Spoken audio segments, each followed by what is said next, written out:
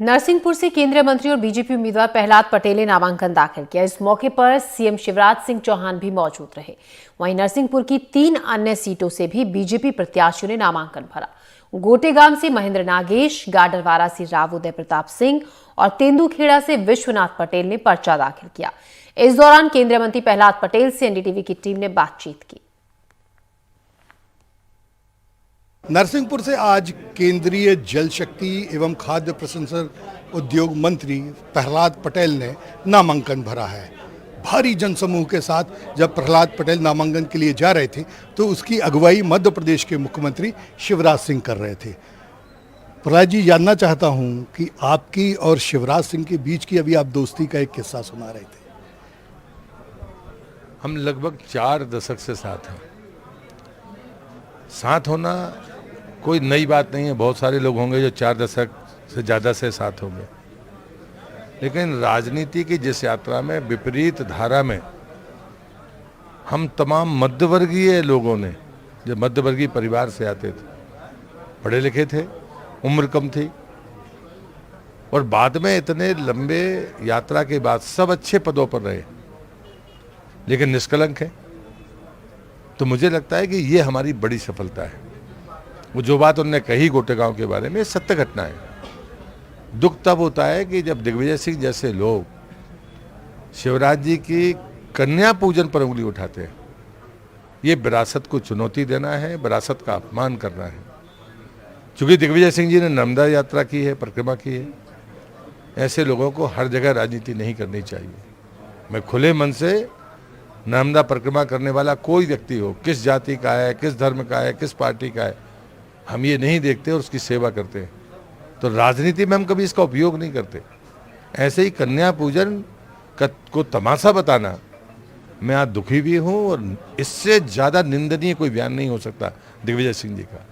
मेरी उनको सलाह देने का मैं अधिकारी नहीं हूँ, उनकी पार्टी के लोग उनको सलाह दें, लेकिन एक परिक्रमावासी के नाते मैं जरूर कहूँगा ऐसी चीज़ें बहुत भारी पड़ती हैं।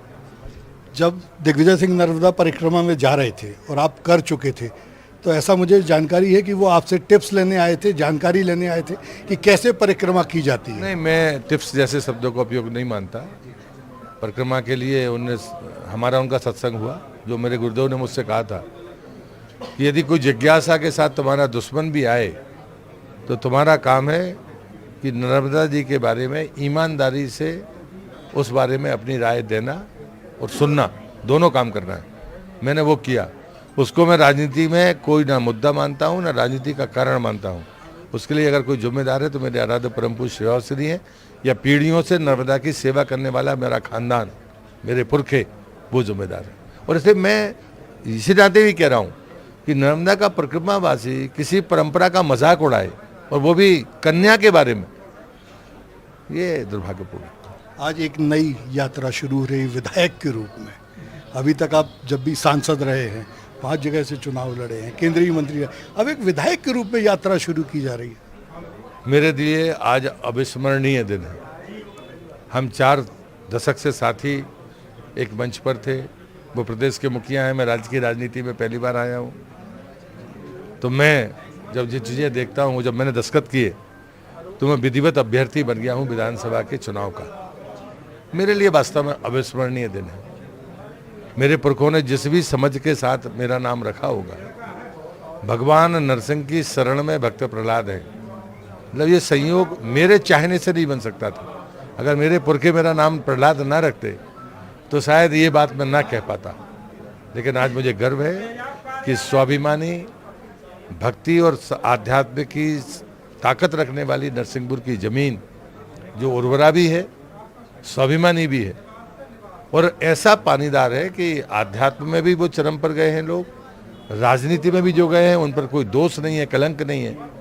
तो इस भूमि का जो प्रताप है, उस प्रताप का परिणाम है कि हम जैसे लोग आज देश में राजनीति करने के बाद भी फिर से अपने घर में वापस आए, तो ऐसा स्नेह प्राप्त कर रहे हैं। ये उसी जनता का कमाल है। आज ये हजारों की जनता जो आपके पीछे चल रही थी, वो एक नारा लगा रही थी, प्रदेश का मुख्यमंत्री कैसा हो, प्रहलाद पटेल जैसा हो। ये उनका उत्साह हो सकता है, इस पर मैं कोई टिप्पणी नहीं करूँगा। ये हैं नरसिंहपुर से उम्मीदवार भारतीय जनता पार्टी के प्रहलाद पटेल। वीरेंद्र शर्मा के साथ संजीव चौधरी, एनडीटीवी के लिए।